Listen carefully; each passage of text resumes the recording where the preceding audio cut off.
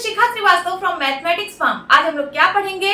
आज हम लोग class 8 chapter 11 that is direct and inverse proportions में एक्सरसाइज 11.2 सॉल्व करेंगे और ये मैं अपडेटेड एनसीईआरटी सिलेबस 2023 के अकॉर्डिंग आप लोग को पढ़ा रही हूँ। क्लास स्टार्ट करने से पहले मैं बता दूं कि इसके पिछली वीडियो में मैंने एक्सरसाइज 11.1 फुल्ली कंप्लीट किया है।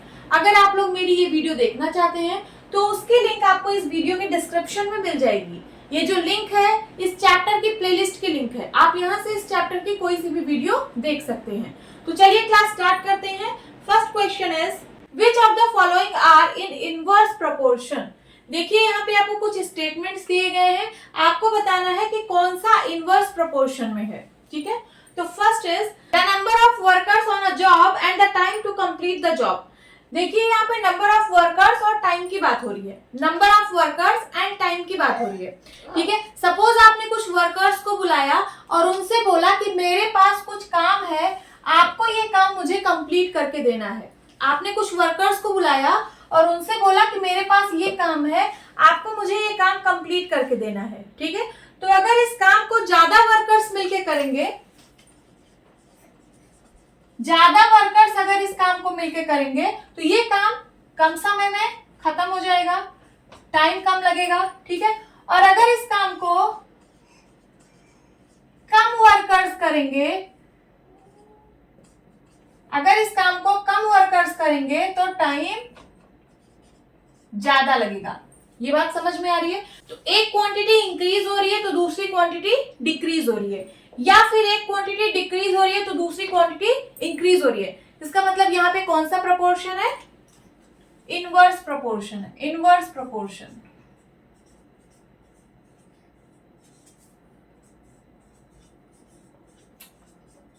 ठीक है, फर्स्ट वाले में इनवर्स प्रोपोर्शन है। Now second, the time taken for a journey and the distance travelled in a uniform speed. Uniform speed means speed constant है। ठीक है, स्पीड कांस्टेंट है तो टाइम और डिस्टेंस में क्या रिलेशन होगा? ठीक है, सपोज आप अपनी कार से निकलते हो, सपोज आप अपनी कार से निकलते हो और आपके कार की स्पीड यूनिफॉर्म है या फिर कांस्टेंट है। सपोज आपके कार की स्पीड है 80 किलोमीटर पर आवर। ठीक है, अब आप जितनी जर्नी कवर करोगे इसी स्पीड से कवर करोगे, आप अपनी स्पीड को बढ़ा या घटा नहीं सकते हो। ठीक है, तो जितना ज्यादा डिस्टेंस आप कवर करोगे उतना ही टाइम आपको लगेगा, लगेगा कि नहीं? आप जितना डिस्टेंस कवर करते जाओगे उतना ही टाइम आपको लगेगा।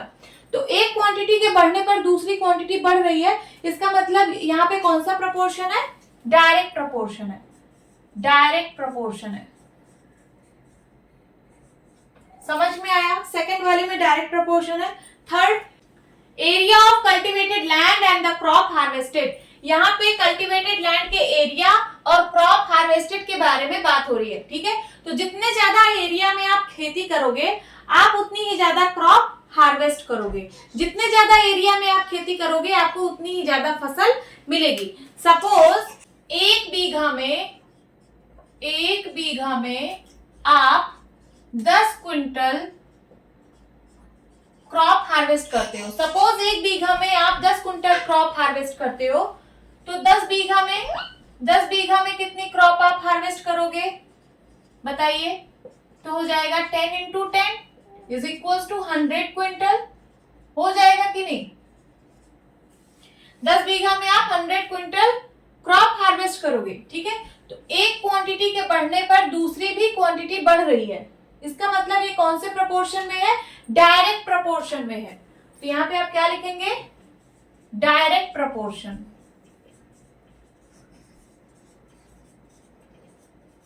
Okay, now fourth, the time taken for a fixed journey and the speed of the vehicle. यहाँ पे फिक्स्ड जर्नी की बात हो रही है, जो आपकी जर्नी है वो फिक्स है। ठीक है, फिक्स जर्नी के लिए टाइम और स्पीड में क्या रिलेशन होगा? तो यहाँ पे मैं एक फिक्स्ड जर्नी ले रही हूँ, आप लोग डेली घर से स्कूल जाते हो। ठीक है, ये जर्नी आपकी फिक्स है, ये होम है और ये स्कूल है। ठीक है, ये डिस्टेंस आपकी फिक्स है।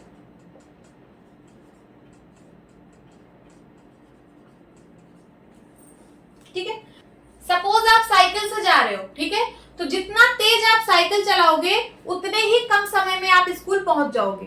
ठीक है। और जितना ही स्लो आप साइकिल चलाओगे उतना ही आपको टाइम ज्यादा लगेगा स्कूल पहुंचने में।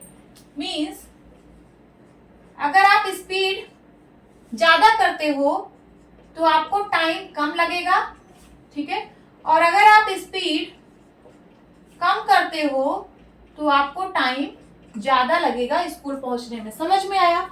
तो एक क्वांटिटी के इंक्रीज होने पर दूसरी क्वांटिटी डिक्रीज हो रही है, या फिर एक क्वांटिटी के डिक्रीज होने पर दूसरी क्वांटिटी इंक्रीज हो रही है। इसका मतलब ये किस प्रोपोर्शन में है? तो इनवर्स प्रोपोर्शन में है, इनवर्स प्रोपोर्शन,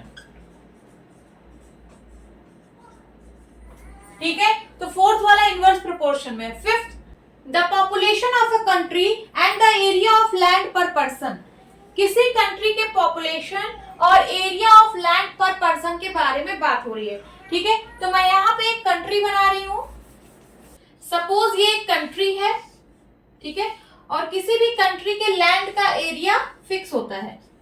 सपोज इस कंट्री के लैंड का एरिया है 10 एकड़ और इस कंट्री की पॉपुलेशन है, इस कंट्री की पॉपुलेशन है 10। ये सब मैं आपको समझाने के लिए बता रही हूं, ठीक है। मैं इसको इरेज करती हूं समझाने के लिए।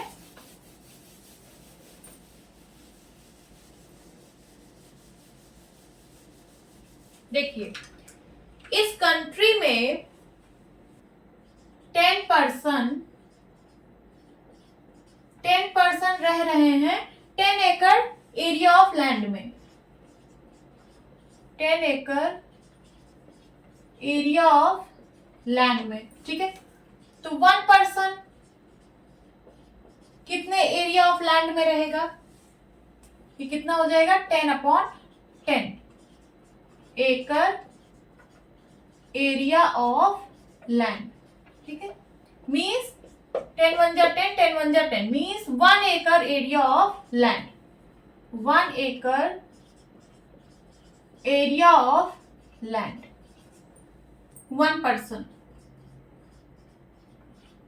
यही होता है एरिया ऑफ लैंड पर पर्सन, यही होता है एरिया ऑफ लैंड पर पर्सन, कि एक आदमी कितने एरिया ऑफ लैंड में रह रहा है, ठीक है। तो यहां पे कितना है? 1 एकड़। यहां लिख दीजिए एरिया ऑफ लैंड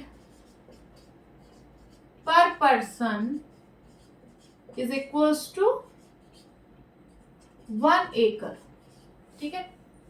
अब चलिए इसको 10 इक्वल पार्ट में डिवाइड करते हैं।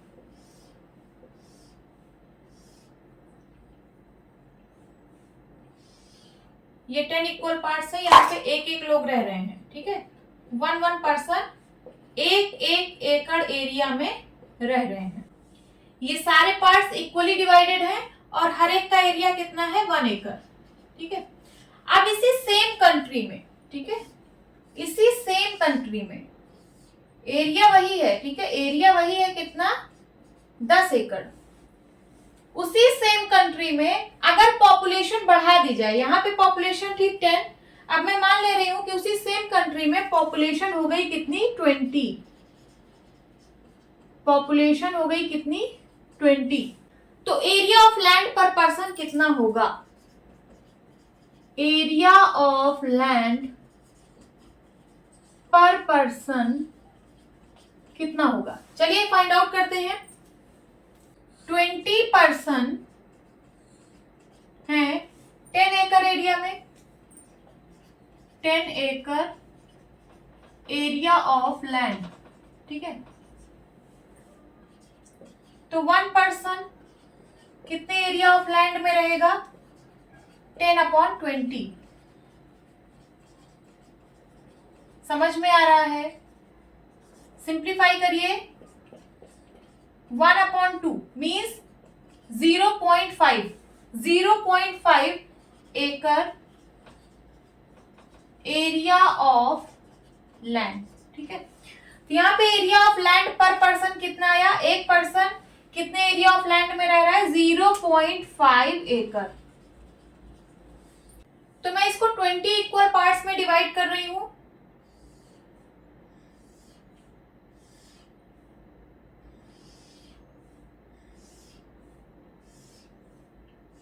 देखिए एक पर्सन यहां रहेगा इतने एरिया में,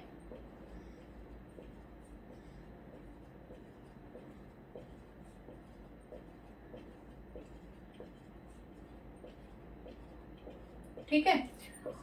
ये सब इक्वली डिवाइडेड है और हर एक पार्ट का एरिया है 0.5 एकड़, 0.5 एकड़, ठीक है। 0.5 एकड़ में एक एक लोग रह रहे हैं।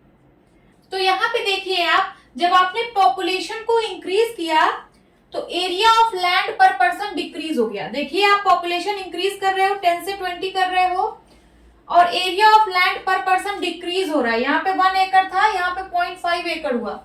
यहाँ पे 1 एकड़ में एक एक लोग रह रहे थे, वहां यहाँ पे 0.5 एकड़ में एक एक लोग रह रहे हैं, ठीक है। तो पॉपुलेशन के इंक्रीज होने पर एरिया ऑफ लैंड पर पर्सन डिक्रीज हो रहा है। एक क्वांटिटी इंक्रीज हो रही है, दूसरी क्वांटिटी डिक्रीज हो रही है। इसका मतलब यहाँ पे कौन सा प्रपोर्शन है? इनवर्स प्रपोर्शन है, इनवर्स प्रपोर्शन।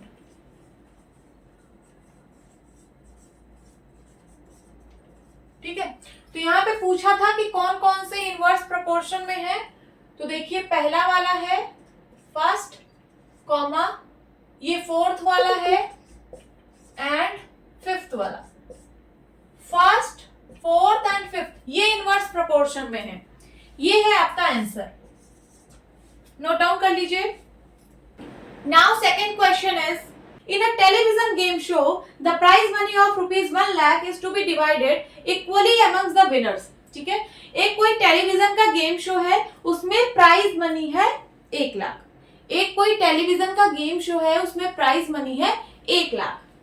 अब इस गेम शो में जितने भी विनर्स होंगे उनमें ये 1 लाख इक्वली डिवाइड कर दिया जाएगा। ठीक है, इस गेम शो में जितने भी विनर्स होंगे उनमें 1 लाख इक्वली डिवाइड कर दिया जाएगा। ठीक है, अगर इस गेम शो का एक विनर है तो उसको 1 लाख पूरा मिल जाएगा। देखिए अगर एक विनर है तो उसको 1 लाख पूरा मिल जाएगा, और अगर 2 विनर है तो 1 लाख का डिवाइड बाई 2 कर दीजिए, दैट इज 50,000 एक एक लोग को मिलेगा। अब ऐसा तो नहीं है कि एक लोग को 75,000 मिले और एक लोग को 25,000, ऐसे तो लड़ाई हो जाएगी। और यहाँ पे लिखा भी है कि इक्वली डिवाइड करना है। ये देखिए, divided equally amongst the winners, winners के बीच में इक्वली डिवाइड करना है। तो 1 lakh divide by 2 that is 50,000 एक एक लोग को मिलेगा। अब 4 विनर्स हुए तो 1 लाख 4 लोगों में इक्वली डिवाइड किया जाएगा। तो एक एक विनर को कितना मिलेगा? 1 लाख डिवाइड बाई 4। ठीक है, कितना होगा? 2 2 जा 4, 2 5 जा 10 एंड 4 0, देन 2 1 जा 2, 2 2 जा 4, 2 5 जा 10, 3 0। ठीक है, तो एक एक विनर को 25,000 मिलेगा। ठीक है, 25,000 ईच विनर को मिलेगा। अब 5 विनर हुए तो 1 लाख जो है वो 5 लोगों में इक्वली डिवाइड होगा। तो एक एक विनर को कितना मिलेगा? 1 लाख डिवाइड बाई 5, 5 1 जा 5, 5 2 जा 10, दैट इज 20,000। 20,000 हर एक विनर को 20,000 मिलेगा। 8 विनर हुए तो 1 लाख को 8 लोगों में इक्वली डिवाइड कर दीजिए। ठीक है, तो डिवाइड बाई 8 कर देंगे, कितना आएगा? 2 4 जा 8, 2 5 जा 10, 1 2 3 4, देन उसके बाद फिर 2 से काटिए, 2 2 जा 4, 2 2 जा 4, 2 5 जा 10, 3 0, 2 1 जा 2, 2 1 जा 2, 2 2 जा 4 एंड 2 5 जा 10, 2 0। तो 12,500 एक एक लोग को मिलेगा। अगर 8 विनर हुए तो एक एक लोग को 12,500 रुपीज मिलेंगे। अगर 10 विनर हुए तो 1 लाख को 10 लोगों में इक्वली डिवाइड करना है। डिवाइड बाई 10 कर दीजिए, 1 0 से 1 0 कट जाएगा, कितना बचेगा? 10,000। ठीक है, अगर 10 विनर होंगे तो एक एक लोगों को 10,000 रुपीज मिलेंगे। और अगर 20 विनर्स हुए तो डिवाइड बाई 20 कर देंगे। 1 लाख डिवाइड बाई 20, 0 से 0 कट गया, 2 1 जा 2, 2 5 जा 10 एंड 3 0, 5,000। अगर इस गेम शो के 20 विनर्स हुए तो एक एक लोगों को 5,000 रुपीज मिलेंगे। अब इसको मैं इरेज कर रही हूं।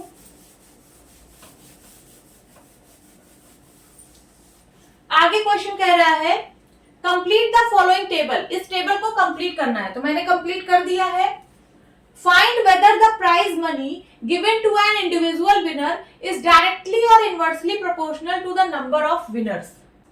आपको फाइंड करना है कि ये जो प्राइज मनी है हर एक इंडिविजुअल विनर की, क्या ये डायरेक्टली प्रोपोर्शनल है या फिर इनवर्सली प्रोपोर्शनल है नंबर ऑफ विनर्स के।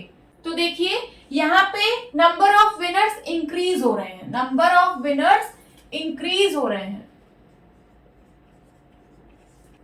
और prize money for individual winner decrease हो रही है, डिक्रीज। अब एक क्वांटिटी इंक्रीज हो रही है और दूसरी क्वांटिटी डिक्रीज हो रही है, इसका मतलब ये दोनों क्वांटिटीज इनवर्सली प्रोपोर्शनल है एक दूसरे के। अब क्या सिर्फ यही क्राइटेरिया होता है इनवर्सली प्रोपोर्शनल चेक करने का कि एक क्वांटिटी बढ़े और दूसरी क्वांटिटी घटे तो हमेशा हम बोल देंगे कि ये इनवर्सली प्रोपोर्शनल में है? तो नहीं, एक और क्राइटेरिया होता है, क्या कि इन दोनों क्वांटिटीज का प्रोडक्ट कांस्टेंट हो, इन दोनों क्वांटिटीज का प्रोडक्ट कांस्टेंट हो। तो चलिए इनका प्रोडक्ट करते हैं। 1 into 1 लाख 1 लाख होगा, ठीक है। 2 into 50,000 1 लाख होगा। 4 into 25,000 1 लाख होगा। 5 into 20,000 1 लाख होगा। 8 into 12,500 ये भी 1 लाख के बराबर होगा।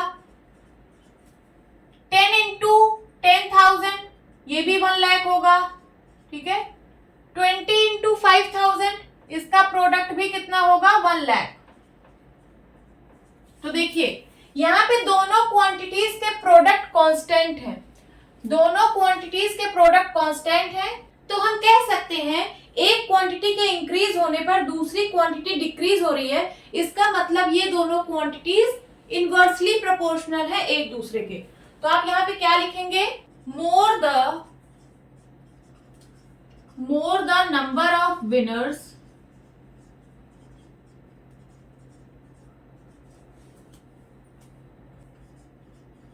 less will be the prize money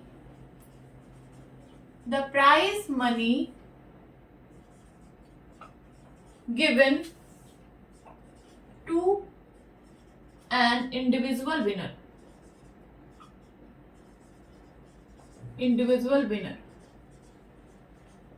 So the prize money given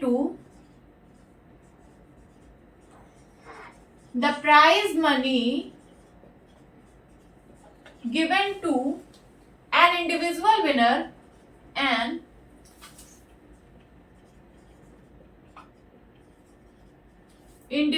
winner is inversely proportional to the number of winners. Inversely proportional to the number of winners. Note down कर लीजिए. Now third question is Rahman is making a wheel using spokes. Rahman एक wheel बना रहा है, wheel means चक्का, ठीक है। Using spokes, spokes का यूज करके, स्पोक्स क्या होती हैं? तो तीलियां। जैसे साइकिल की बात करें तो साइकिल का जो व्हील होता है उसमें आपने देखा होगा बहुत सारे स्पोक्स लगे होते हैं, तीलियां लगी होती हैं, ठीक है। तो रहमान व्हील बना रहा है स्पोक्स का यूज करके। He wants to fix equal spokes in such a way that the angles between any pair of consecutive spokes are equal. वह स्पोक्स को इस तरीके से फिक्स करना चाहता है कि किसी भी पेयर ऑफ कॉन्जिक्यूटिव स्पोक्स के बीच में जो एंगल बने वो इक्वल बने। समझ में आ रही है बात? वह स्पोक्स को इस तरीके से फिक्स करना चाहता है कि किसी भी पेयर ऑफ कॉन्जिक्यूटिव स्पोक्स के बीच में जो एंगल बने वो इक्वल बने। जैसे यहाँ पे देखिए कॉन्जिक्यूटिव का मतलब होता है बगल बगल वाले स्पोक्स। तो देखिए यहाँ पे जैसे देखिए इसमें 4 स्पोक्स हैं, 1 2 3 एंड 4, ठीक है। अगर मैं इस स्पोक की बात करूं और इस स्पोक की बात करूं तो ये दोनों कॉन्जिक्यूटिव स्पोक है, ठीक है। इनके बीच जो एंगल होगा वही यहाँ पे भी होगा, वही यहाँ पे भी होगा, वही यहाँ पे भी होगा। वही चीज यहाँ पे लिखा है कि किसी भी पेयर ऑफ कॉन्जिक्यूटिव स्पोक्स के बीच के एंगल इक्वल हो। देखिए ये पेयर ऑफ कॉन्जिक्यूटिव स्पोक्स है ना, ये एक पेयर हो गया कॉन्जिक्यूटिव स्पोक का, ये दूसरा पेयर हो गया कॉन्जिक्यूटिव स्पोक का, ये तीसरा पेयर हो गया और ये चौथा पेयर हो गया, ठीक है। तो वो इस तरीके से स्पोक फिक्स कर रहा है कि किसी भी पेयर ऑफ कॉन्जिक्यूटिव स्पोक के बीच में जो एंगल है वो इक्वल है। यहाँ पे देखिए ये है पेयर ऑफ कॉन्जिक्यूटिव स्पोक, ठीक है, ये एक पेयर हो गया और ये दूसरा पेयर हो गया, ठीक है, ये तीसरा पेयर हो गया, ये चौथा पेयर हो गया, ठीक है। तो हर एक पेयर ऑफ कॉन्जिक्यूटिव स्पोक के बीच में जो एंगल हो वो इक्वल हो। तो यहाँ पे जो एंगल होगा वही यहाँ पे भी होगा, वही यहाँ पे भी होगा, वही यहाँ पे भी होगा, वही यहाँ पे भी होगा और वही यहाँ पे भी होगा। उसी तरीके से यहाँ पे हर एक पेयर ऑफ कॉन्जिक्यूटिव स्पोक के बीच का एंगल इक्वल है, ठीक है। ये एंगल इसके बराबर है, इसके बराबर है, सारे एंगल्स इक्वल है। अब कह रहा है help him by completing the following table, उसकी मदद करिए इस टेबल को कंप्लीट करने में। आप लोगों को तो पता ही है कि कंप्लीट एंगल 360 डिग्री का होता है, 360 डिग्री का होता है क्या, कंप्लीट एंगल, ठीक है। तो यहाँ पे देखिए अगर मैं यहाँ से स्टार्ट करूं तो ये पूरा है कंप्लीट एंगल, कितना होगा 360 डिग्री। उसी तरीके से अगर मैं यहाँ पे स्टार्ट करूं तो ये पूरा कितना है 360 डिग्री, यहाँ से स्टार्ट करूं तो ये पूरा कितना है 360 डिग्री, ठीक है। तो इसके बीच का सारे का एंगल तो 360 डिग्री ही होगा। अब देखिए इसमें 4 स्पोक्स हैं, 4 स्पोक्स हैं और हमको पता है कि हर एक पेयर ऑफ कॉन्जिक्यूटिव स्पोक्स के बीच का एंगल इक्वल है, ठीक है। यहाँ पे 4 एंगल है और चारों एंगल का मेजर इक्वल है। तो एक एंगल का मेजर कितना होगा 360/4 होगा कि नहीं होगा, कितना आएगा 90 डिग्री। वही चीज यहाँ पे लिखा हुआ है कि अगर नंबर ऑफ स्पोक्स 4 होंगे तो angle between a pair of consecutive spoke, किसी भी पेयर ऑफ कॉन्जिक्यूटिव स्पोक के बीच का जो एंगल होगा वो 90 डिग्री होगा, ठीक है। 90 डिग्री, ये 90 डिग्री होगा, ये 90 डिग्री होगा और ये 90 डिग्री होगा, ठीक है। तो नंबर ऑफ स्पोक्स 4 है तो हर एक कॉन्जिक्यूटिव स्पोक के बीच का एंगल होगा 90 डिग्री। और अगर नंबर ऑफ स्पोक 6 है तो ये देखिए नंबर ऑफ स्पोक यहाँ पे 1 2 3 4 5 6 है। ये देखिए जो बीच का एंगल है ये तो 360 डिग्री ही होगा, टोटल एंगल तो 360 डिग्री होगा। तो यहाँ पे 360 डिवाइड बाई 6 कर दीजिए, 360 डिवाइड बाई 6 कर दीजिए, कितना आ जाएगा 6 1 जा 6 6 6 जा 36, दैट इज 60 डिग्री, ठीक है। तो हर एक कॉन्जिक्यूटिव स्पोक के बीच का एंगल कितना होगा 60 डिग्री। और अगर नंबर ऑफ स्पोक 8 है तो 360 को 8 से डिवाइड कर दीजिए, 360 डिग्री डिवाइड बाई 8, सिंप्लीफाई करिए, 4 2 जा 8, 4 9 जा 36 एंड 0, 2 1 जा 2, 2 4 जा 8, 2 5 जा 10। तो कितना आ गया एंगल हर एक कॉन्जिक्यूटिव स्पोक के बीच का 45 डिग्री। और अगर नंबर ऑफ स्पोक्स 10 होंगे तो हर एक कॉन्जिक्यूटिव स्पोक के बीच का एंगल कितना होगा 360/10, दैट इज 36 डिग्री। और अगर नंबर ऑफ स्पोक्स 12 होंगे तो 360/12, 360 डिग्री बाई 12, सिंप्लीफाई करिए, 12 1 जा 12, 12 3 जा 36 इज इक्वल्स टू 30 डिग्री। अगर नंबर ऑफ स्पोक्स 12 होंगे तो हर एक कॉन्जिक्यूटिव स्पोक के बीच का एंगल कितना होगा 30 डिग्री। तो हमने टेबल फिल कर ली है। अब यहाँ पे कुछ क्वेश्चंस पूछे गए हैं। पहला है are the number of spokes and the angles formed between the pair of consecutive spokes in inverse proportion. पूछ रहा है कि नंबर ऑफ स्पोक्स और angle between pair of consecutive spokes क्या ये दोनों इनवर्स प्रोपोर्शन में है। तो देखिए यहाँ पे जो नंबर ऑफ स्पोक्स हैं ये इंक्रीज हो रहे हैं, इंक्रीज, हम नंबर ऑफ स्पोक्स को इंक्रीज कर रहे हैं। तो देखिए angle between a pair of consecutive spokes ये डिक्रीज हो रहे हैं, ये डिक्रीज हो रहे हैं।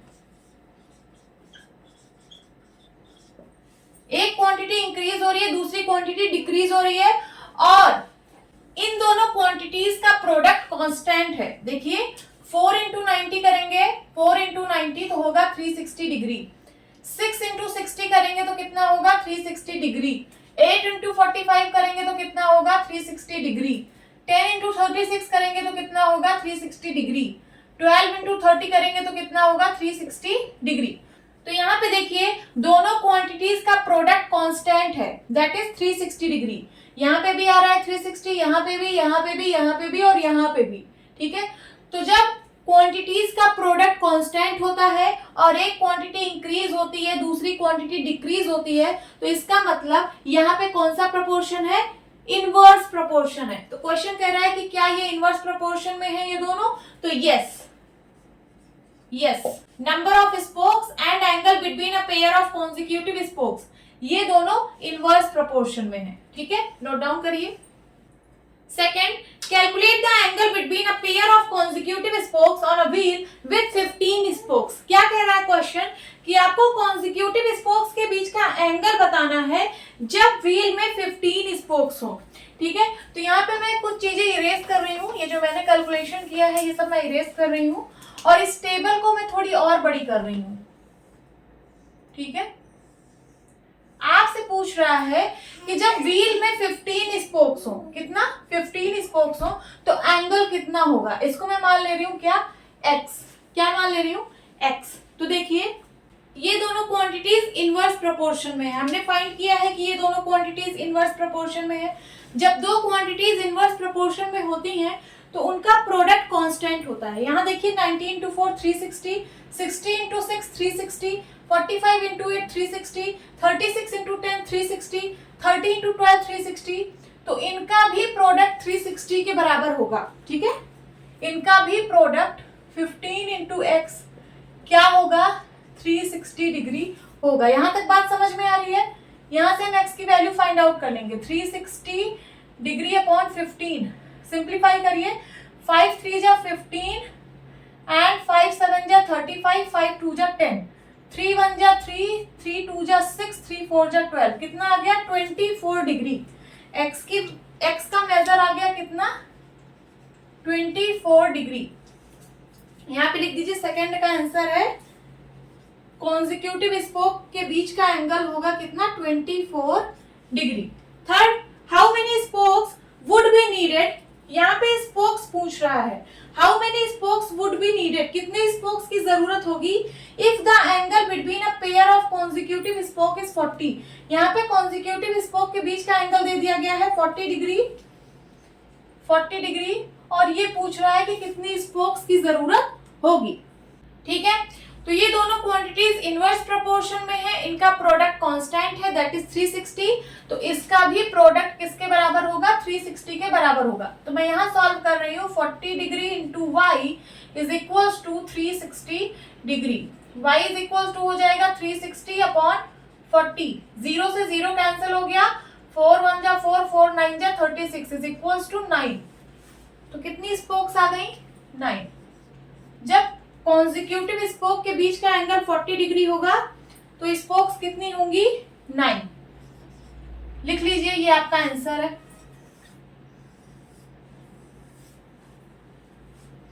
Now fourth question is if a box of sweets is divided among 24 children they will get 5 sweets each.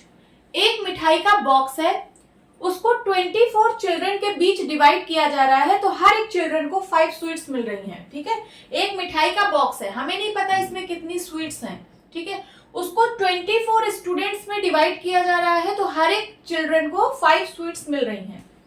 How many would each get, हर एक चिल्ड्रन को कितनी स्वीट्स मिलेंगी if the number of children is reduced by 4। अगर 4 children कम हो जाए तो पहले चिल्ड्रन थे 24, अब चिल्ड्रन कितने होंगे 4 कम हो जाएंगे, तो 24 minus 4 is equals to 20 children. ठीक है, तो क्वेश्चन क्या पूछ रहा है कि जब नंबर ऑफ चिल्ड्रन 20 हो जाए तो हर एक चिल्ड्रन को कितनी स्वीट्स मिलेंगी। तो चलिए जो भी डेटा गिवन है उसको सबसे पहले हम टेबल में लिख लेते हैं। लिखिए नंबर ऑफ चिल्ड्रन स्वीट्स। ठीक है, टेबल बनाने से क्वेश्चन बहुत ही सिंपल हो जाता है, तो आप लोग सबसे पहले टेबल बनाना, तब उसके बाद क्वेश्चन को सॉल्व करना। देखिए जब नंबर ऑफ चिल्ड्रन 24 थे तो हर एक चिल्ड्रन को 5 स्वीट्स मिल रही थी। अब नंबर ऑफ चिल्ड्रन 20 है तो आपको बताना है कि हर एक स्टूडेंट को कितनी स्वीट्स मिलेंगी। तो हम मान ले रहे हैं क्या, x। लिख लीजिए यहाँ पे let x sweets given to 20 children each। हम मान ले रहे हैं कि 20 चिल्ड्रन में हर एक चिल्ड्रन को x स्वीट्स मिलेंगी। अब हमें अगर ये पता चल जाए कि यहाँ पर कौन सा प्रपोर्शन है, डायरेक्ट या फिर इनवर्स, तो हम क्वेश्चन को इजीली सॉल्व कर लेंगे। ठीक है, तो चलिए देखते हैं यहाँ पे कौन सा प्रपोर्शन है। एक स्वीट का बॉक्स है, बॉक्स ऑफ स्वीट, इसमें कितनी मिठाई है ये हमें नहीं पता। टोटल स्वीट्स कितनी है ये हमें नहीं पता, बट हमें ये पता है कि जब इस बॉक्स ऑफ स्वीट को 24 चिल्ड्रन में डिवाइड किया गया था तो हर एक चिल्ड्रन को 5 स्वीट्स मिली थी, हर एक चिल्ड्रन को। तो यहां से हम टोटल स्वीट्स निकाल लेंगे। टोटल स्वीट्स कितनी होंगी, देखिए 24 चिल्ड्रन थे और हर एक चिल्ड्रन को 5 स्वीट्स मिली थी। तो टोटल स्वीट्स कितनी होंगी इस बॉक्स में, 5 4 जा 20, कैरी आया 2, 5 2 जा 10, 10 2 12। तो टोटल स्वीट्स इस बॉक्स में कितनी है, 120। अब 4 चिल्ड्रन कम हो गए, देखिए रिड्यूस्ड बाय 4, 4 चिल्ड्रन कम हो गए। पहले 24 चिल्ड्रन थे, अब चिल्ड्रन है 20। अब इस बॉक्स ऑफ स्वीट को 20 चिल्ड्रन में डिवाइड करना है। ठीक है, तो टोटल स्वीट्स तो उतनी ही रहेंगी, टोटल स्वीट्स तो उतनी ही रहेंगी। ठीक है, 20 चिल्ड्रन में डिवाइड करना है तो हर एक चिल्ड्रन को कितनी स्वीट मिलेंगी यही फाइंड आउट करना है। तो पहले 24 चिल्ड्रन थे, चिल्ड्रन ज्यादा थे तो उनको 5 स्वीट्स मिल रही थी। अब चिल्ड्रन कम है बट उतनी ही स्वीट्स हैं, तो हर एक चिल्ड्रन को इससे ज्यादा स्वीट्स मिलेंगी कि नहीं मिलेंगी, मिलेंगी, इससे ज्यादा स्वीट्स मिलेंगी। तो यहाँ पे हमें पता चल रहा है कि नंबर ऑफ चिल्ड्रन जब डिक्रीज हो रहे हैं, नंबर ऑफ चिल्ड्रन जब डिक्रीज हो रहे हैं तो हर एक बच्चे को जो स्वीट्स मिल रही है वो इंक्रीज हो रही है, इंक्रीज। ठीक है, एक क्वांटिटी डिक्रीज हो रही है, दूसरी क्वांटिटी इंक्रीज हो रही है, इसका मतलब यहाँ पे कौन सा प्रपोर्शन है, इनवर्स प्रपोर्शन है। तो लिखिए यहाँ पे lesser the number of children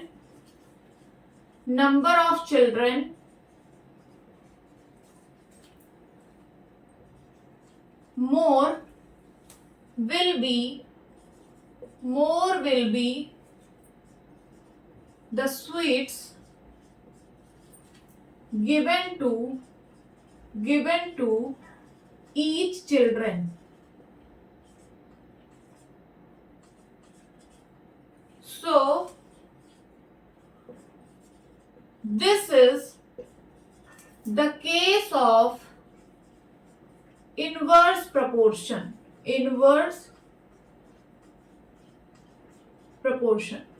ठीक है। तो हमें पता चल गया कि ये इनवर्स प्रपोर्शन का केस है। इनवर्स प्रपोर्शन में दोनों क्वांटिटीज का प्रोडक्ट इक्वल होता है। तो 24 इंटू 5 इक्वल होगा किसके, 20 इंटू एक्स के। यहां से एक्स की वैल्यू हम निकाल लेंगे। तो x इज इक्वल टू कितना हो जाएगा, 24 इंटू 5 अपॉन 20। 5 से सिंप्लीफाई करिए, 5 1 जा 5, 5 4 जा 20, 4 1 जा 4, 4 6 जा 24। x की वैल्यू कितनी आ गई, 6। तो हर एक 20 चिल्ड्रन को 6 स्वीट्स मिलेंगी। ठीक है, लिखिए।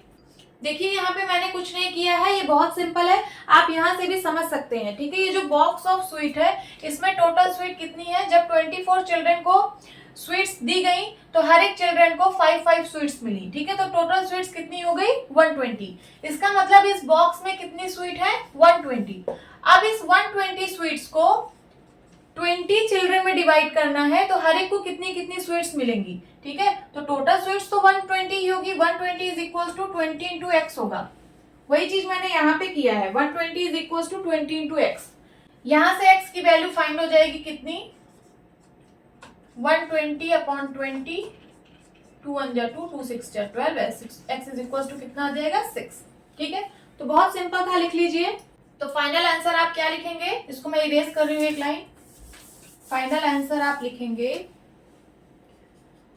If the number of children is 20, each will get 6 sweets। 6 sweets लिख लीजिए, ये आपका फाइनल आंसर है। Now fifth question is a farmer has enough food to feed 20 animals in his cattle for 6 days। एक फार्मर के पास इतना पर्याप्त फूड है कि उसके कैटल में जो 20 एनिमल्स हैं उनको वो 6 दिन तक खिला सकता है। ठीक है, एक फार्मर के पास इतना पर्याप्त फूड है कि उसके कैटल में जो 20 एनिमल्स हैं उनको वो 6 डेज तक खिला सकता है। How long would the food last if there were 10 more animals in his cattle. कितने दिन में ये फूड खत्म हो जाएगा अगर उसके कैटल में 10 और एनिमल आ जाते हैं तो देखिए क्वेश्चन क्या कह रहा है कि जब उसके कैटल में 20 एनिमल्स थे तब 6 डेज तक फूड चल रहा था। अब उसके कैटल में 10 और एनिमल आ गए हैं। 10 और एनिमल मींस पहले 20 थे, अब 10 एनिमल्स और आ गए तो कितने हो गए 30 एनिमल्स। ठीक है, अब उसके कैटल में 30 एनिमल्स हैं, तो बताइए फूड कितने दिन चलेगा। तो सबसे पहले जो भी डेटा गिवन है उसको हम टेबल में लिख लेते हैं। बनाइए टेबल, यहाँ पे number of animals and days of food last. ठीक है, टेबल बनाने से क्वेश्चन बहुत आसान हो जाता है। तो आप लोग सबसे पहले टेबल बनाना, तब उसके बाद क्वेश्चन को सॉल्व करना। देखिए जब 20 एनिमल्स थे तो 6 डेज में फूड खत्म होता था। अब 30 एनिमल्स हैं तो बताइए कितने दिन में फूड खत्म होगा। तो मैं मान ले रही हूं कि x डेज में फूड खत्म होगा। यहां पे आप लिखिए let the food would last in x days when 30 animals in his cattle। ठीक है, तो हमने मान लिया कि जब उसके कैटल में 30 एनिमल्स होंगे तो x डेज में फूड लास्ट होगा। ठीक है, अब अगर हमें ये पता चल जाए कि ये दोनों क्वांटिटीज किस प्रपोर्शन में है, डायरेक्ट या फिर इनवर्स, तो हम क्वेश्चन आसानी से सॉल्व कर लेंगे। तो देखिए यहाँ पे जब 20 एनिमल्स फूड खा रहे थे तो वो 6 डेज में फूड को खत्म कर दे रहे थे। सपोज ये फूड है, ये टोटल फूड। ठीक है, जब 20 एनिमल्स इस फूड को खा रहे थे तो 6 डेज में ये फूड खत्म हो जा रहा था। अब फूड तो उतना ही है, अब इसको 30 एनिमल्स अगर खाएंगे तो वो कम दिन में ही खत्म कर देंगे, क्योंकि ज्यादा एनिमल्स खा रहे हैं तो फूड जल्दी खत्म हो जाएगा। फूड तो उतना ही है, ऐसा तो है नहीं कि आप फूड भी बढ़ा दे रहे हो। फूड नहीं बढ़ रहा है, फूड उतना ही है। उसको 30 एनिमल्स अगर खाएंगे तो फूड जल्दी खत्म हो जाएगा। तो देखिए जब नंबर ऑफ एनिमल्स इंक्रीज हो रहे हैं तो ये जो डेज ऑफ फूड लास्ट है ये डिक्रीज हो रहा है। एक क्वांटिटी इंक्रीज हो रही है, दूसरी क्वांटिटी डिक्रीज हो रही है। इसका मतलब ये दोनों क्वांटिटीज इनवर्स प्रोपोर्शन में है। तो यहां पे लिखिए here more the number of animals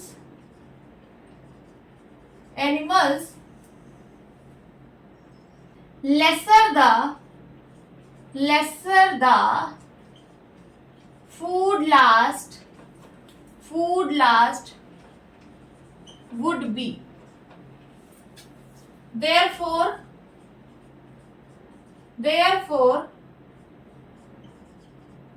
this is the case of inverse proportion।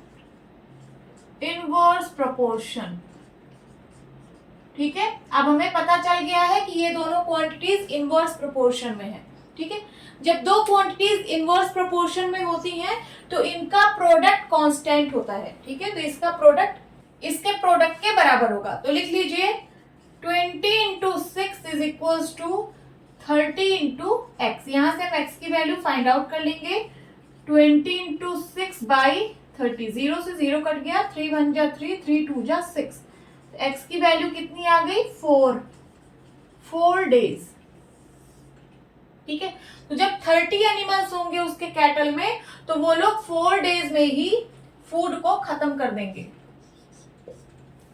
Final answer आप लिखेंगे, इसको मैं इरेज कर दे रही हूं। एक्स की वैल्यू कितनी आई थी? 4 डेज। तो फाइनल आप लिखना the food would last in 4 days when 30 animals in his cattle. Note down करिए।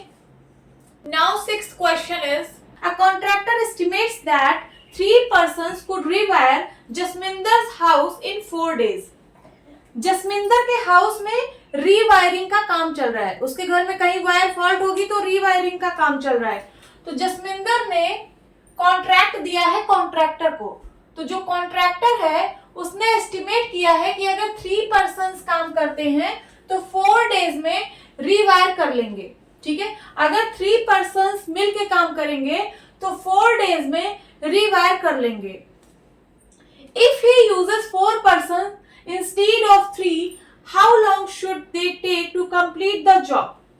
अब क्वेश्चन कह रहा है कि अगर 3 पर्सन्स के बजाय 4 पर्सन्स काम करें तो कितने दिन में काम खत्म हो जाएगा। देखिए, 3 पर्सन्स अगर काम करते हैं तो 4 डेज में काम खत्म हो जाएगा। 4 डेज में। क्वेश्चन कह रहा है कि अगर 3 के बजाय 4 पर्सन्स काम करें, 4 पर्सन्स अगर काम करें तो कितने दिन में काम खत्म हो जाएगा। तो मैं मान ले रही हूं कि x डेज में काम खत्म हो जाएगा। तो यहाँ पे जो भी डेटा गिवन है उसको हम टेबल में लिख लेंगे सबसे पहले। तो number of persons and days to complete the job। सबसे पहले जो भी डेटा गिवन है उसको आप टेबल में लिख लिया करिए। टेबल बनाने से क्वेश्चन बहुत ही आसान हो जाता है। ठीक है, तो जब 3 पर्सन्स काम कर रहे थे तो 4 दिन में काम खत्म हो जा रहा था।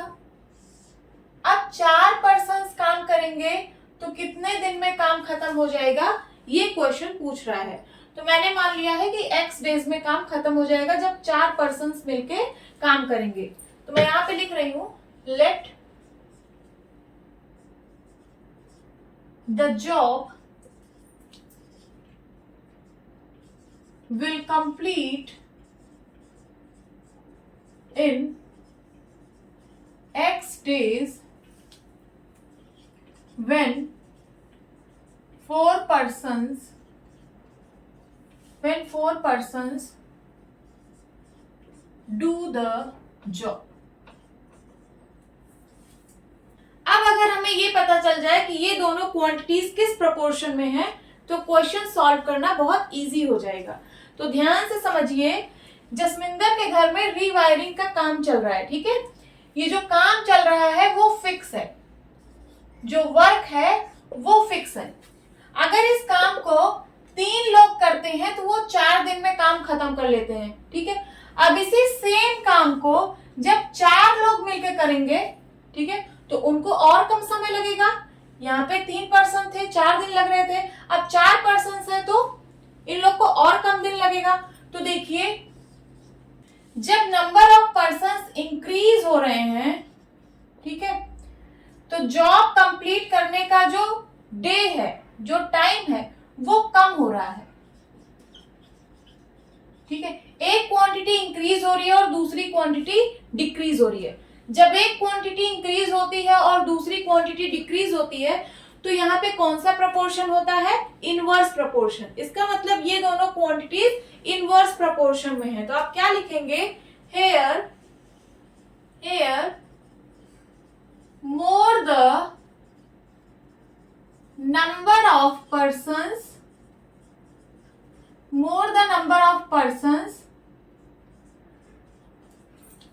lesser will be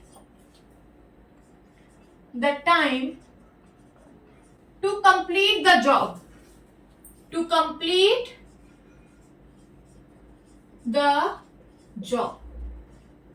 ठीक है।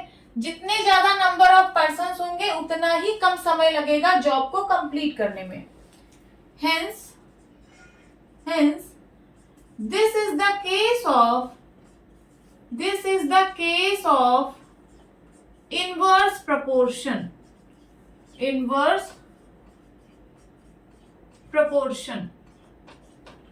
सो अब इनवर्स प्रपोर्शन में क्या होता है कि दोनों क्वांटिटीज के प्रोडक्ट कांस्टेंट होते हैं, ठीक है।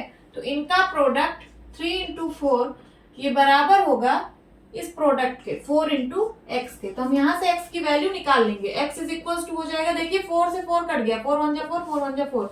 x की वैल्यू कितनी आ गई, 3 डेज, ठीक है। तो जब 4 पर्सन्स इस काम को करेंगे तो वो 3 ही दिन में काम को खत्म कर लेंगे। तो आप फाइनल आंसर क्या लिखेंगे, the job will complete in 3 days when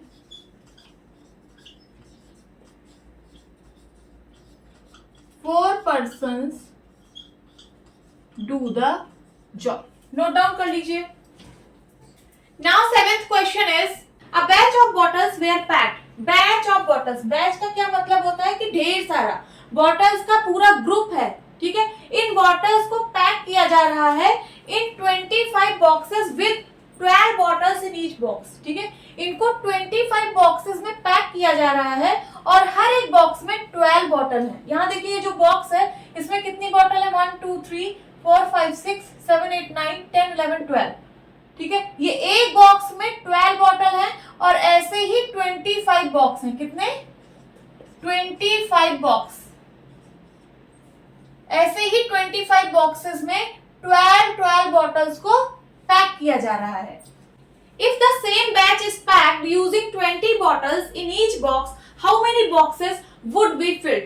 देखिए सेम बैच, उसी सेम बैच की बात हो रही है। जो बैच ऑफ बॉटल्स हैं, सपोज ये बैच ऑफ बॉटल्स है, बैच ऑफ बॉटल्स, इसमें कितनी बॉटल्स है ये हमें नहीं पता, बहुत सारी बॉटल्स है इसमें, बट कितनी है ये हमें नहीं पता। इसी सेम बैच को अब इस तरीके से पैक किया जा रहा है कि हर एक बॉक्स में 20 बॉटल्स हैं। यहाँ देखिए ये जो बॉक्स है इसमें 20 बॉटल है, 1 2 3 4 5 6 7 8 9 10 11 12 13 14 15 16 17 18 19 20।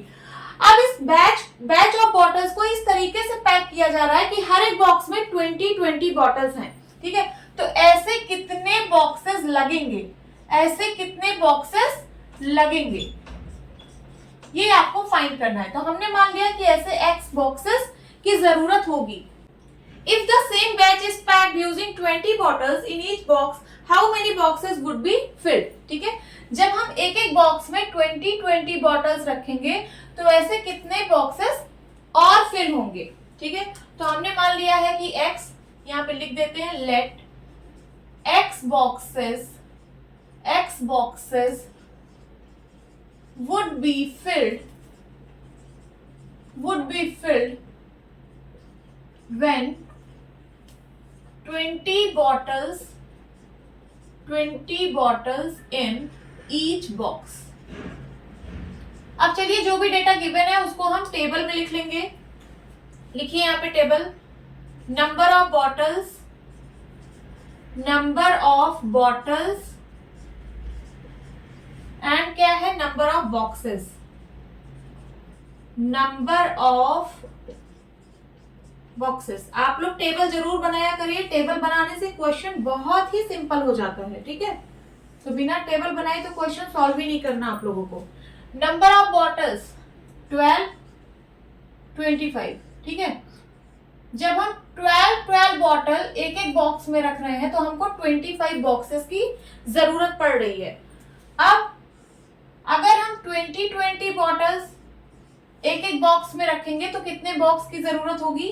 हमने मान लिया है कि x बॉक्स की जरूरत होगी, ठीक है। अब अगर हमें ये पता चल जाए कि ये दोनों क्वांटिटीज किस प्रोपोर्शन में है, डायरेक्ट या फिर इनवर्स, तो क्वेश्चन बहुत इजीली सॉल्व हो जाएगा। तो देखिए ये जो बैच ऑफ बॉटल्स हैं, बैच BATCH, ये जो बैच ऑफ बॉटल्स हैं ये तो फिक्स है, ये तो फिक्स है, ठीक है। Batch of bottle means total number of bottles, total number of bottles, ये तो फिक्स है, ठीक है।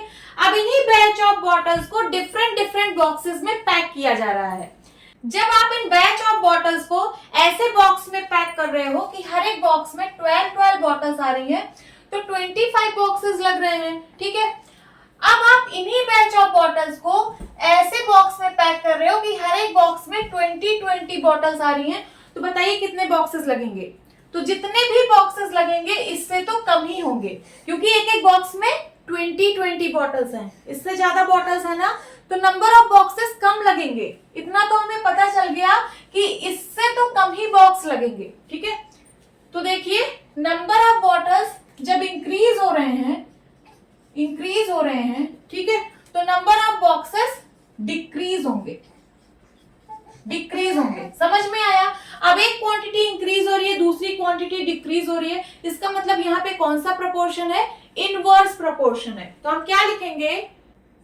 More the number of bottles in each box, more the number of bottles in each box, lesser will be the number of boxes,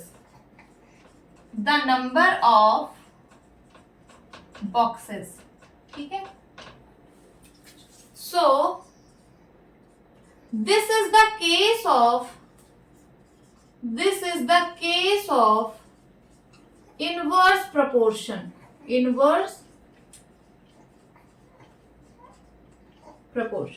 ठीक है। हर एक box में जितने ज्यादा बॉटल्स होंगे उतने ही कम बॉक्स लगेंगे, इसका मतलब ये इनवर्स प्रोपोर्शन का केस है। तो इनवर्स प्रोपोर्शन में जो दोनों क्वांटिटीज होती हैं उनका प्रोडक्ट कांस्टेंट होता है, ठीक है। तो इसका प्रोडक्ट इसके प्रोडक्ट के बराबर होगा। सो 12 into 25 is equals to 20 into x। तो यहाँ से हम x की वैल्यू फाइंड आउट कर लेंगे। 12 into 25 डिवाइड बाई 20, सिंप्लीफाई करिए। 5 4 जा 20, 5 5 जा 25, 4 1 जा 4, 4 3 जा 12, तो कितना आ गया? 5 3 जा 15 बॉक्सेस, ठीक है। तो अगर आप हर एक बॉक्स में 20 बॉटल्स रखोगे तो ऐसे 15 बॉक्सेस की जरूरत होगी, ठीक है। नोट डाउन करिए। x की वैल्यू आ गई क्या? 15। तो आप फाइनल आंसर लिखेंगे 15 boxes would be filled when 20 bottles in each box, when 20 bottles in each box। लिख लीजिए। Now 8th question is, a factory requires 42 machines to produce a given number of articles in 63 days। एक कोई factory है, आप लोगों को पता है कि फैक्ट्री में मशीन्स काम करती हैं, ठीक है। तो एक कोई फैक्ट्री है, उसमें मशीन्स जो हैं वो कुछ given number of articles produce कर रही हैं। आर्टिकल्स मीन्स सामान, मीन्स मशीन्स कुछ सामान बना रही हैं, ठीक है। और ये जो आर्टिकल्स हैं इनका नंबर गिवन है, मीन्स मशीन को दे दिया गया है कि आपको इतने नंबर ऑफ आर्टिकल्स बनाने हैं, मीन्स नंबर ऑफ आर्टिकल्स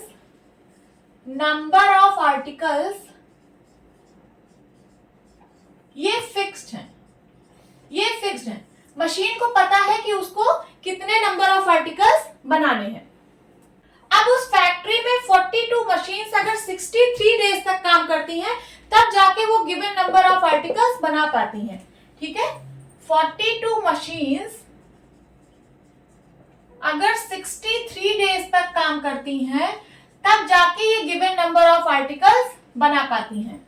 आगे क्वेश्चन देखिए, how many machines would be required to produce the same number of articles in 54 days.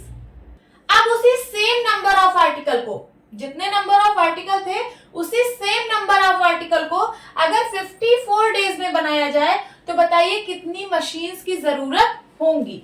ठीक है, यहाँ पे मशीन्स, कितनी मशीन्स की जरूरत होंगी, तो हमने मान लिया है कि x मशीन्स की जरूरत होंगी 54 डेज में। ठीक है, तो सबसे पहले जो भी डेटा गिवन है उसको हम टेबल में लिख लेते हैं। तो लिखिए यहाँ पे number of machines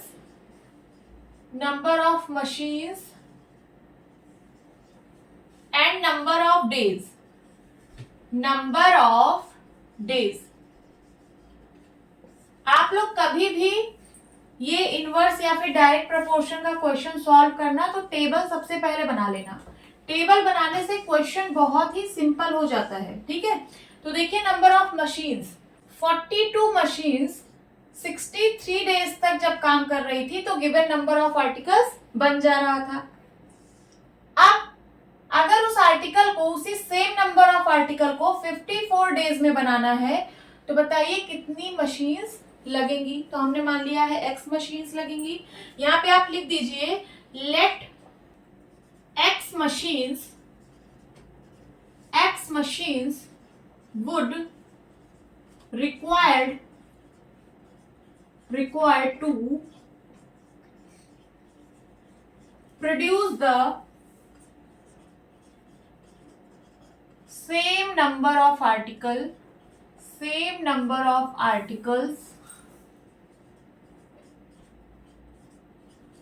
in 54 days। अब अगर हमें ये पता चल जाए कि ये दोनों क्वांटिटीज किस प्रोपोर्शन में है तो क्वेश्चन इजीली सॉल्व हो जाएगा। ठीक है, ये जो आपकी एक्सरसाइज है ये इनवर्स प्रोपोर्शन बेस्ड है। इस पे जितने भी क्वेश्चंस हैं सब इनवर्स प्रोपोर्शन के हैं। तो आप लोग क्वेश्चन को देख के बता देंगे कि ये इनवर्स प्रोपोर्शन का क्वेश्चन है, बट आपको एग्जाम में ये नहीं लिखा रहेगा कि ये डायरेक्ट प्रोपोर्शन का क्वेश्चन है या फिर इनवर्स प्रोपोर्शन का। ठीक है, तो आपको अपने माइंड का यूज करना है और बताना है कि यहाँ पे कौन सा प्रोपोर्शन है।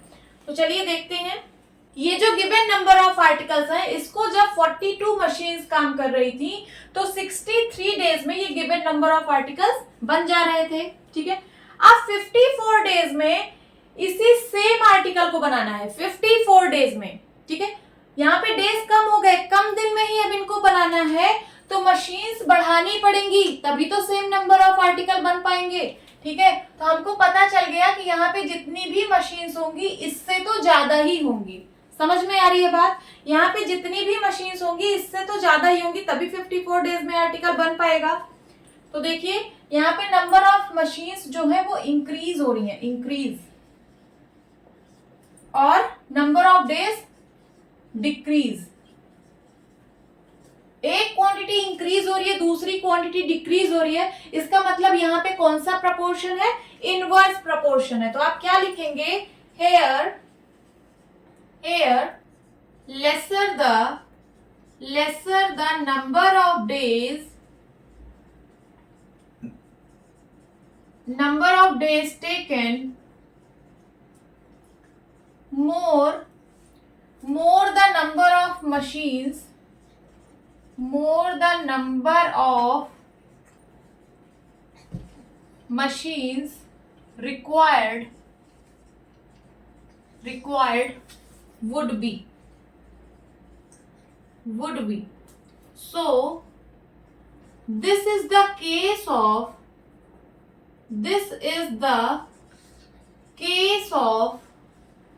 inverse proportion.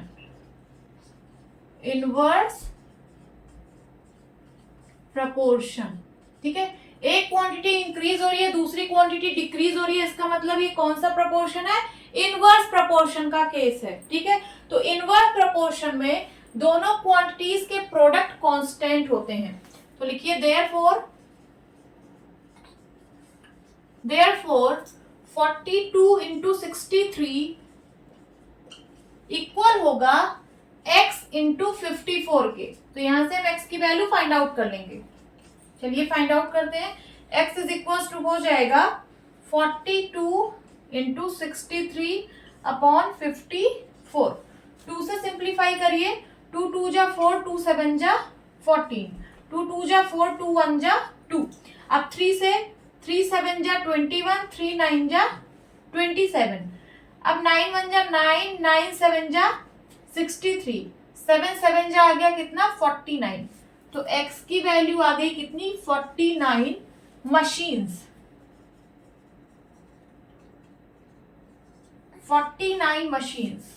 तो यहाँ पे मैं लिख दे रही हूँ क्या 49 मशीन्स। अगर उसी सेम नंबर ऑफ आर्टिकल को 54 डेज में प्रोड्यूस करना है तो 49 मशीन्स काम करेंगी, तब जाके वो सेम नंबर ऑफ आर्टिकल बन पाएगा। ठीक है, नोट डाउन कर लीजिए और आप फाइनल आंसर क्या लिखेंगे 49 machines would be required to produce the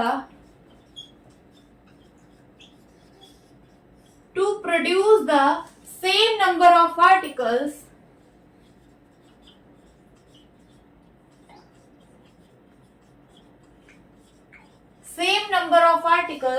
in 54 days. Please note down. Now ninth question is, a car takes 2 hours to reach a destination by traveling at the speed of 60 km per hour. एक कोई car है, अगर वो 60 kilometre per hour की speed से travel करती है तो उसको डेस्टिनेशन पर पहुंचने में 2 घंटे लगते हैं।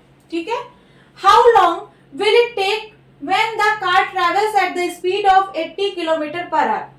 अगर कार 80 किलोमीटर पर आवर की स्पीड से ट्रैवल करे तो बताइए उस डेस्टिनेशन पर पहुंचने में कितना टाइम लगेगा। ठीक है, लिखती हूं मैं यहाँ पे, अगर कार 60 किलोमीटर पर आवर की स्पीड से ट्रैवल करती है तो उसको डेस्टिनेशन पर पहुंचने में 2 आवर्स लगते हैं। ठीक है, क्वेश्चन पूछ रहा है कि अगर कार की स्पीड 80 किलोमीटर पर आवर हो जाए तो डेस्टिनेशन पर पहुंचने में कितना टाइम लगेगा। ठीक है, तो मैं मान ले रही हूं कि x आवर्स लगेंगे। ये डेस्टिनेशन तो फिक्स है, कार को कितना दूर ट्रैवल करना है ये फिक्स है, मैं लिख दे रही हूं डेस्टिनेशन जो है वो फिक्स है, कार को कहां से कहां तक चलना है ये फिक्स है। ओके, तो जो भी डेटा गिवन है उसको सबसे पहले हम टेबल में लिख लेंगे। लिखिए speed of the car and number of hours.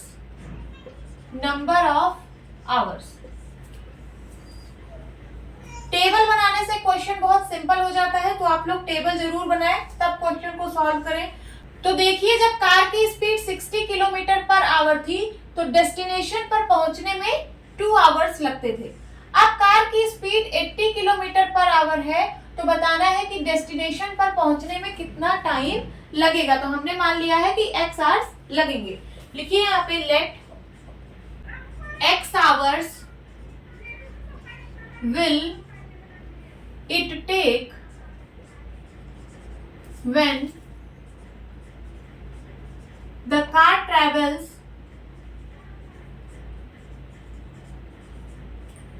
at the speed of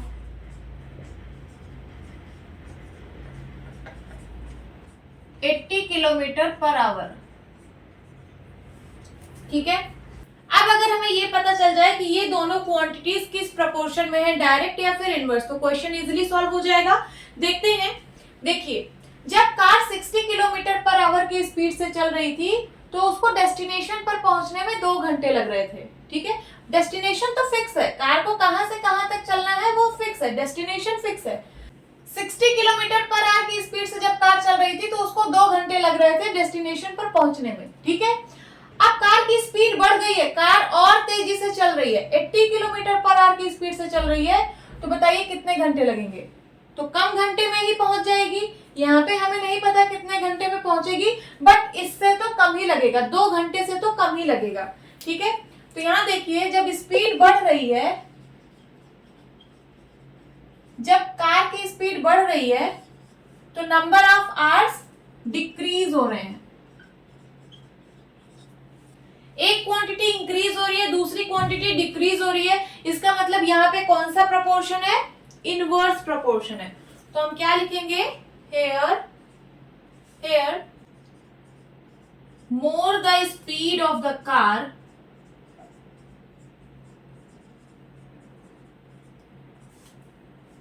lesser will be time taken by the car to reach the destination। ठीक है, एक क्वांटिटी इंक्रीज हो रही है, दूसरी क्वांटिटी डिक्रीज हो रही है, इसका मतलब यहाँ पे कौन सा प्रपोर्शन है, इनवर्स प्रपोर्शन। तो आप क्या लिखेंगे, so this is the case of inverse proportion.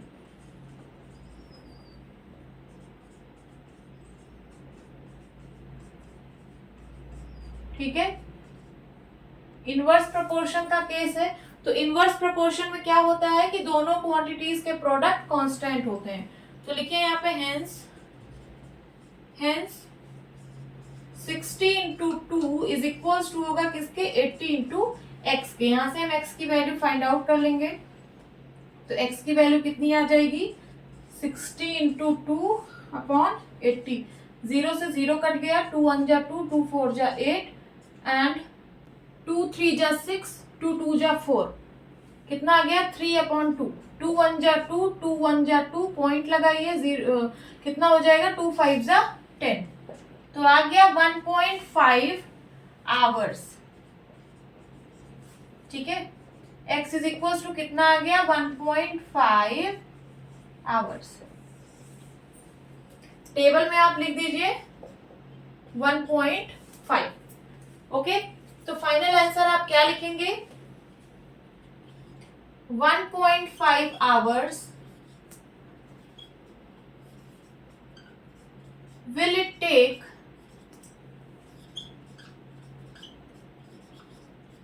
when the car travels at the speed of 80 kilometre per our. ठीक है, नोट डाउन करिए। Now 10th question is 2 persons could fit new windows in a house in 3 days।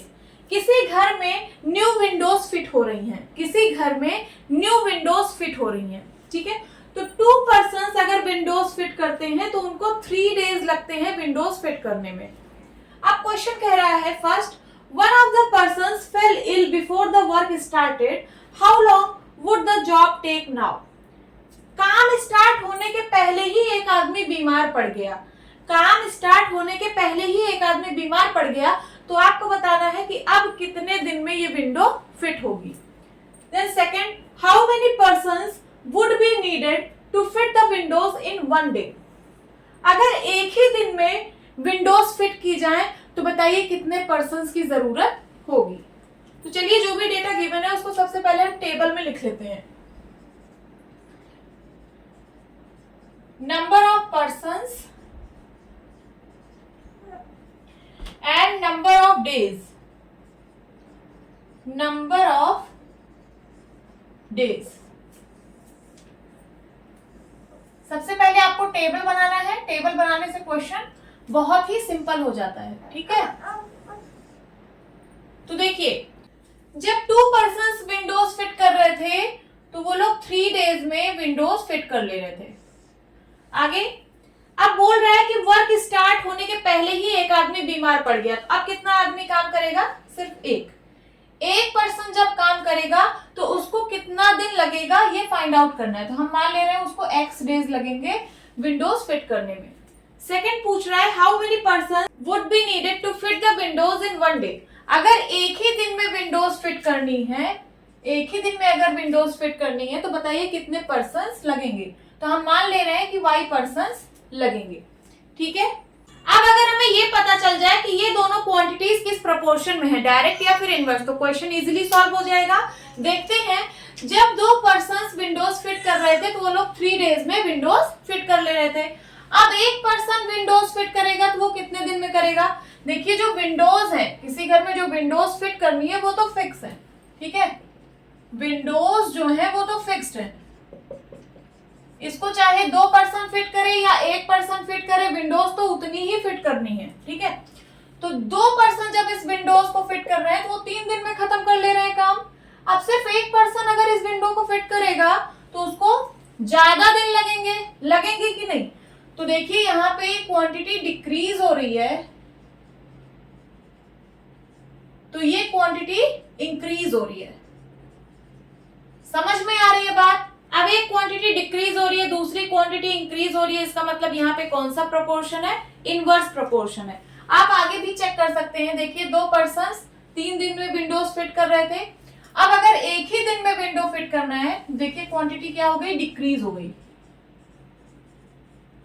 यहाँ पे quantity decrease हो गई, 3 से 1 हो गया। ठीक है, एक ही दिन में विंडोज फिट करना है तो नंबर ऑफ पर्सन्स ज्यादा करने पड़ेंगे, तो यहाँ पे पर्सन्स क्या होंगे, इंक्रीज होंगे।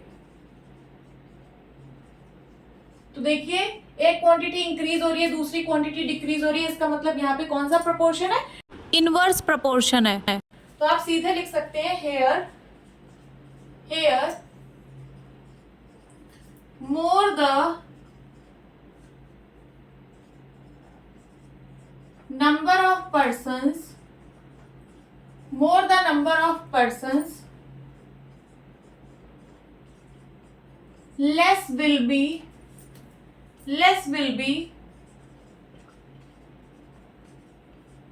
the number of days required to fit the new windows. So this is the case of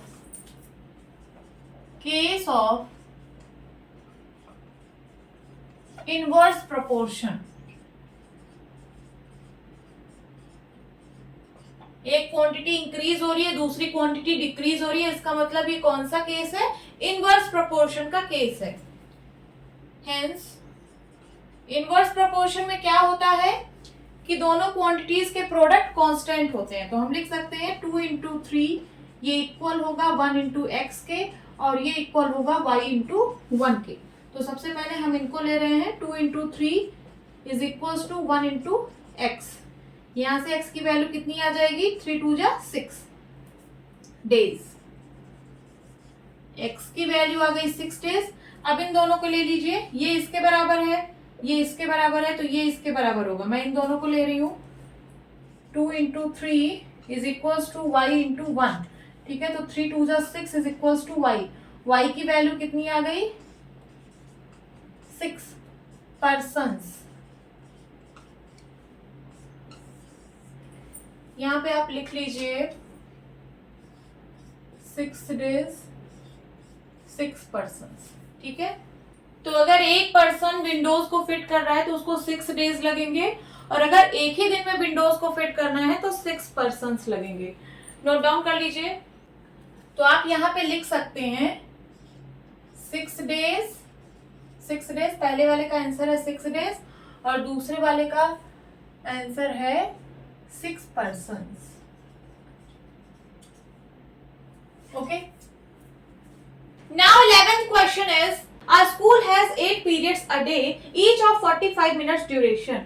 एक स्कूल में एक दिन में 8 पीरियड्स लगते हैं और हर एक पीरियड 45 मिनट ड्यूरेशन का लगता है। ठीक है, how long would each period be if the school has 9 periods a day.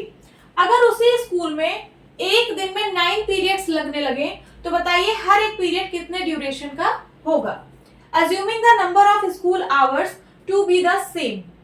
आपको अज्यूम करना है कि total number of school hours same है, मीन्स जितने घंटे स्कूल चलता था उतने ही घंटे स्कूल चलेगा। अब चाहे उसमें 8 पीरियड हो या फिर 9 पीरियड हो। समझ में आई बात? चलिए सॉल्व करते हैं। सबसे पहले जो डेटा है उसको हम टेबल में लिख लेते हैं। यहाँ लिखिए number of periods and duration.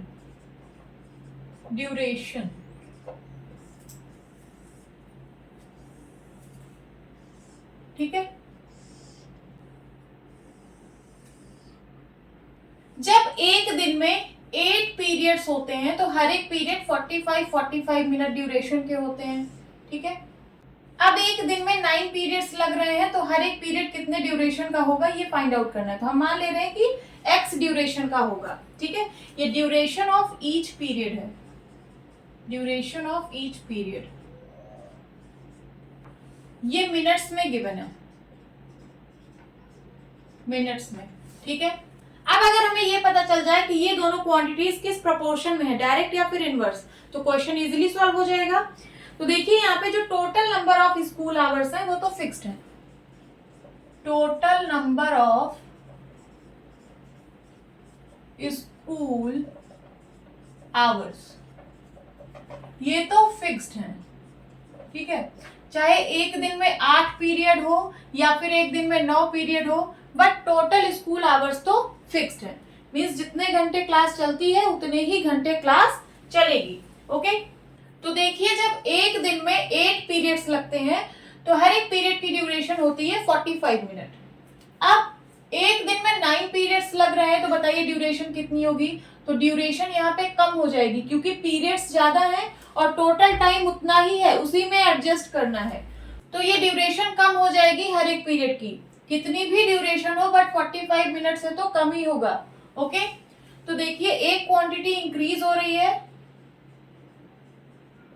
और दूसरी क्वांटिटी डिक्रीज हो रही है। जब एक क्वांटिटी इंक्रीज होती है और दूसरी क्वांटिटी डिक्रीज होती है तो वहां पे कौन सा प्रपोर्शन होता है? इनवर्स प्रपोर्शन होता है। तो लिखिए here more the number of periods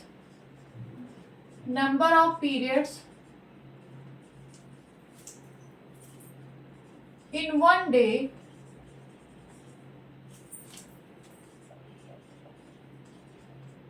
less will be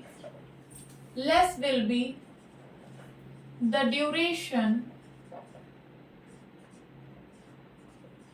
of each period। ठीक है। So this is the case of inverse proportion.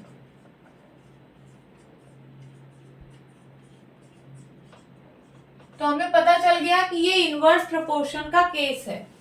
Hence inverse proportion में क्या होता है कि दोनों क्वांटिटीज के प्रोडक्ट कांस्टेंट होते हैं। तो 8 इंटू 45 ये किसके बराबर होगा? 9 इंटू एक्स के। और ये 45 जो है वो मिनट्स में है, 45 मिनट्स में लिख दे रही हूँ MIN करके। एक्स की वैल्यू यहां से निकल आएगी कितनी? 8 इंटू 45 मिनट्स अपॉन 9। 9 1 जा 9, 9 5 जा 45, 8 5 जा 40 मिनट्स। ठीक है। तो x की वैल्यू कितनी आ गई? 40 मिनट्स।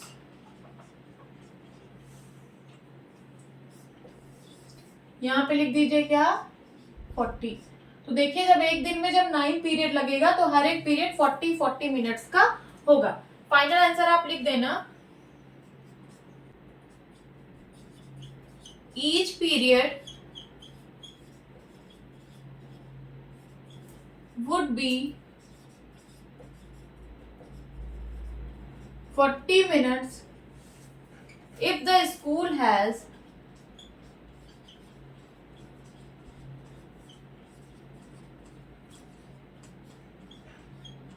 9 periods a day।